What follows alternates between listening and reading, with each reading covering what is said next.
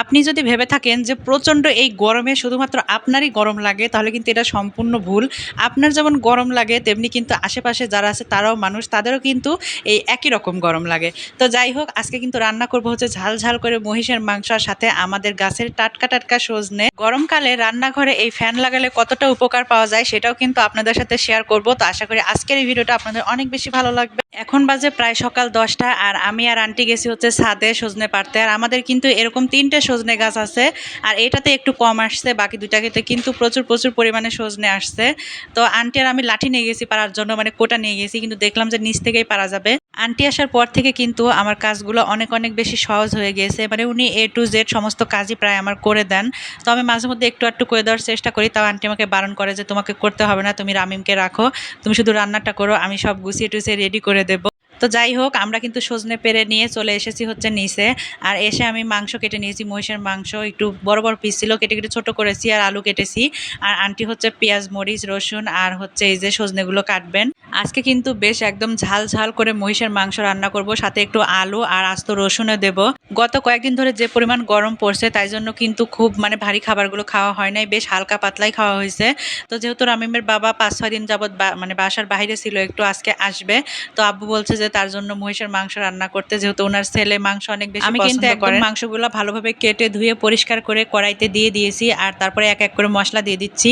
আজকে আমি ভেবেছি যে মাংসে কোনো পেঁয়াজ রসুন বাটা দেব না, পেঁয়াজ রসুন অনেকগুলো আস্ত আস্ত দিয়ে দেব, আর শুধু আটা বাটা দেব, আর বাদ বাকি মশলাগুলো দেব। কারণ মহিষের মাংস যদি একটু শক্তই হয়, রান্না করতে করতে কিন্তু এই পেঁয়াজ রসুনগুলো গলে যাবে, তাই জন্য এক্সট্রা কোনো পেঁয়াজ রসুন বাটা দেই নাই। আর বাদ বাকি যা মশলা লাগে সব কিছু দিয়ে কিন্তু একদম তেল দিয়েছি, সব কিছু দিয়ে ভালো মতো একদম হাতের সাহায্যে মেখে নেব। আর এই মহিষের মাংসগুলো আজকে যেগুলো রান্না করতেছি, এগুলোতে একটু মানে হাড্ডি আর চর্বি পরিমাণ বেশি ছিল। গত একদিন রান্না করেছিলাম আমি ঈদের আগে, সেদিন কিন্তু মাংসগুলো অনেক বেশি ভালো ছিল।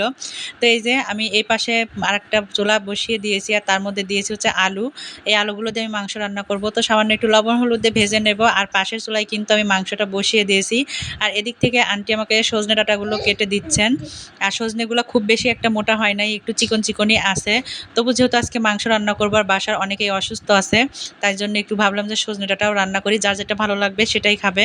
তো আলুগুলো কিন্তু ভাজা আমার প্রায় হয়ে গেছে, আর এদিক থেকে মাংসটাও বসিয়ে দিয়েছি।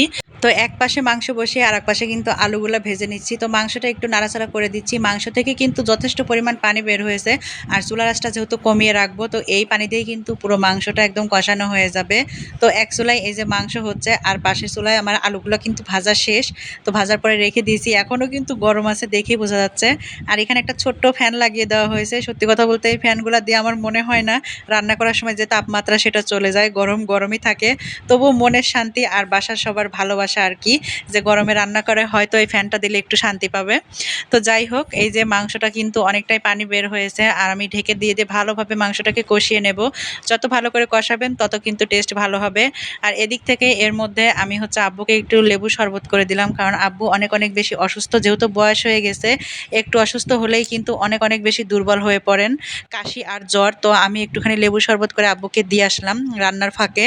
আর এই যে মাংসটা কিন্তু প্রায় মোটামুটি কষানো হয়ে গেছে, আর কালারটা কিন্তু আস্তে আস্তে আসতেছে। যত বেশি কষাবেন তত বেশি কিন্তু তরকারির কালার অনেক অনেক বেশি ভালো আসে। তো মাংসটা মোটামুটি কষানো হয়ে গেছে, আর পেঁয়াজ রসুনগুলোও কিন্তু প্রায় গলেই গেছে সবগুলা। তবে এই মাংসগুলাই যদি আবার মাটির চুলায় রান্না করতে পারতাম, তাহলে কিন্তু টেস্টটা আরও অনেক অনেক বেশি ভালো আসতো। তো আমি কিছু ভেজে রাখা আলু আর আস্ত রসুন দিয়ে দিলাম, এগুলা দিয়ে আরও 5-7 মিনিট ভালোভাবে এই মাংসটাকে কষিয়ে নেব। আর আমাদের যে এই মানে গ্যাসের চুলাটা, এটা হচ্ছে আমার বিয়ের আগে নেওয়া, আর এই চুলাটা একটু ভালো হয় নাই, কোনো হাঁড়ি পাতিলেই কেমন যেন এই চুলার উপর বসতে চায় না। তো খুব তাড়াতাড়ি কিন্তু চুলাটা আমার মনে হয় চেঞ্জ করতে হবে। তো ইনশাল্লাহ তাড়াতাড়ি চেঞ্জ করে নেব, কারণ রান্না করতে অনেক অনেক বেশি ঝামেলা হয়। দেখা যায় যে হাঁড়ি পাতিল ঠিক মতো বসে না, ধরে রাখতে হয়, অনেক ঝামেলা। তো মাংসগুলো কষানোর পর কিন্তু সুন্দর কালার চলে এসেছে। এবার আমি দিয়ে দিলাম হচ্ছে গরম পানি, আর এই পানিটা কিন্তু গরম করি নাই, মানে ট্যাবে যে পরিমাণ গরম পানি বের হচ্ছে, হাত দিলে মনে হয় হাত পুড়ে যাবে এরকম অবস্থা। খাবারের যে পানিগুলো রাখা হয় সেই পানিগুলো আধা ঘন্টা পর পরই এত পরিমাণ গরম হয়ে যায় যে আর খাওয়াই যায় না। আর ফ্রিজের পানিও কিন্তু সবাই আবার খেতে পারে না, আমি খেতে পারি, আবার রামিমের বাবাও খেতে পারে, কিন্তু পরিবারের যে বাকি সদস্যরা আছে তারা আর খেতে পারেন না। তো আন্টির কিন্তু কোটা কাটা শেষ, আন্টি এবার সুন্দর করে রান্নাঘরটা মুছে দিয়ে যাচ্ছেন। তো সত্যি কথা বলতে আন্টি আন্টিকে কোনো কিছুই বলতে হয় না, নিজ দায়িত্বে সব কিছু করে দেয়। আর এরকম একটা হেল্পিং হ্যান্ড পাওয়া কিন্তু সত্যিই ভাগ্যের ব্যাপার আমি মনে করি, যে কোনো কিছু বলার আগেই সব কিছু করে দেয়। আর এদিক থেকে আমি রান্না করব হচ্ছে সজনে ডাঁটা, আর হচ্ছে সেটা রান্না করব সরিষা বাটা দিয়ে। সরিষাগুলো আমি আগেই বেটে রেখেছিলাম, যেহেতু এখন মাঝে মধ্যেই সজনে ডাঁটা খাওয়া হবে। আর সব কিছু ভালোভাবে মিক্স করে আমি দিয়ে দিলাম হচ্ছে সজনেগুলা খুব বেশি মোটা হয় নাই, একটু চিকন চিকন আছে। একটু বেশি মোটা হলে কিন্তু খেতে বেশি ভালো লাগে।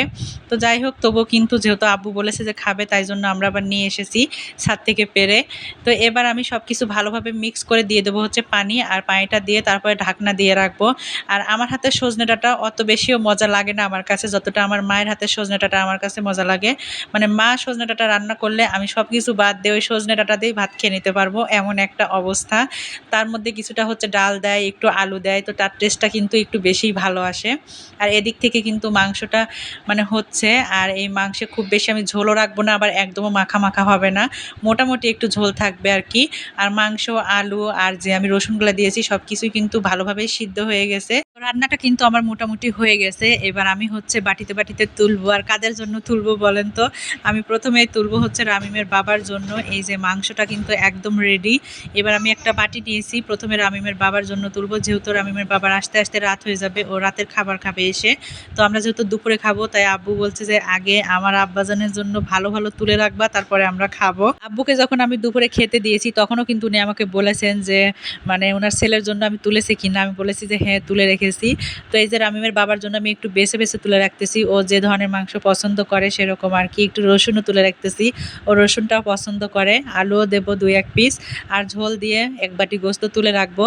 আর একটু তুলবো হচ্ছে আমাদের আন্টির জন্য, আন্টিকেও একটু দেবো। আর আন্টি কিন্তু মানে একাই খায়, আন্টি সেরকম কেউ নেই, মানে একা একা মানুষ আর কি। তো আন্টিকেও একটু দেবো। আজকের এই রান্নাবান্নাগুলো কেমন লাগলো অবশ্যই কিন্তু কমেন্ট করে জানাবেন, আর ভালো লাগলে অবশ্যই অবশ্যই আমার পেজটা ফলো দিয়ে পাশেই থাকবেন। প্রচণ্ড এই গরমে যেহেতু এখন সবাই অসুস্থ হয়ে যাচ্ছে, তো সবাই একটু মানে সাবধানে থাকবেন, বেশি বেশি করে পানি পান করবেন, আর একটু একটু করে রেস্ট নেওয়ার চেষ্টা করবেন। তো ইনশাল্লাহ সবার জন্য অনেক অনেক দোয়া রইল, আর আমাদের জন্য দোয়া করবেন। সবাই ভালো থাকবেন, সুস্থ থাকবেন। আল্লাহ হাফেজ, ধন্যবাদ।